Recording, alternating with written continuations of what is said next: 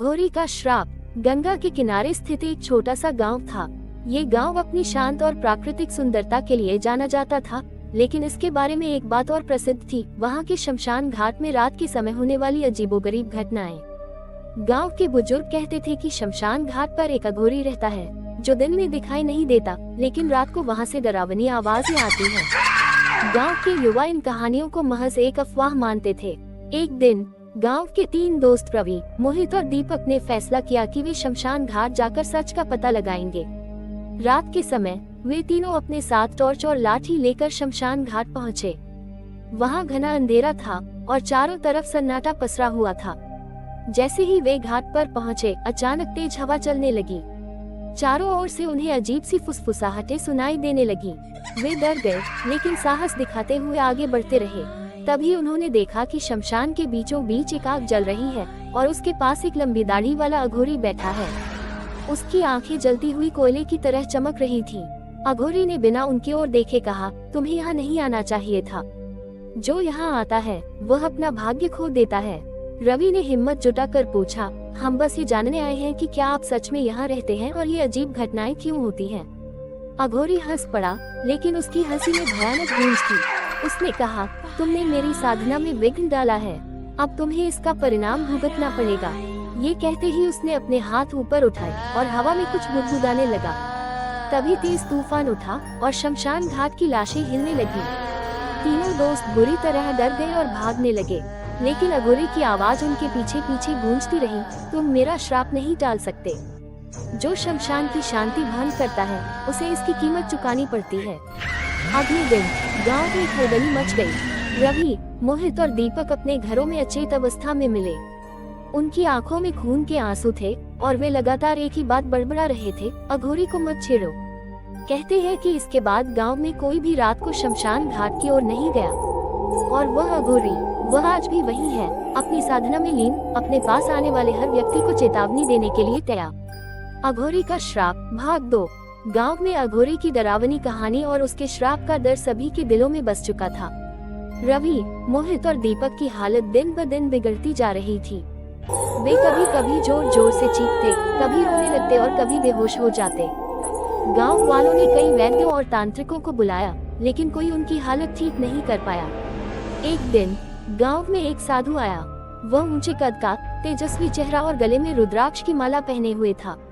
उसने गांव वालों से पूछा, मुझे सुना है कि यहाँ कोई अघोरी का श्राप है, मुझे सब बताओ। गांव वालों ने उसे सब कुछ बताया।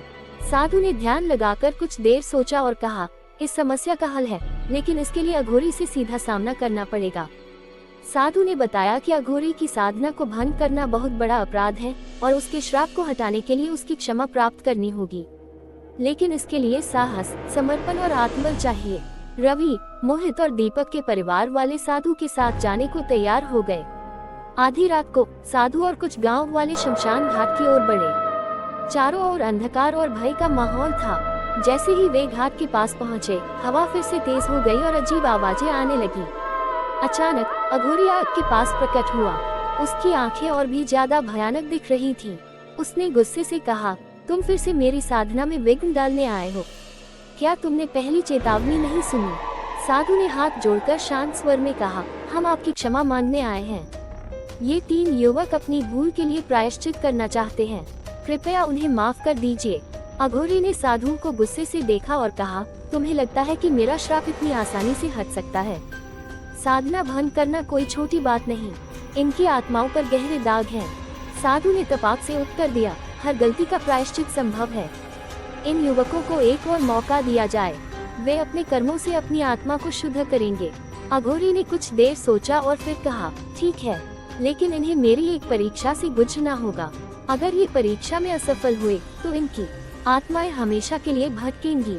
अघोरी ने तीनों युवकों को बुलाया और उन्हें शमशान की अग्नि के चारों ओर बैठने को कहा। उसने कहा, रात भर तुम यहाँ बैठोगे, जो भी भय या आवाजें तुम्हें परेशान करें, तुम डरो मत।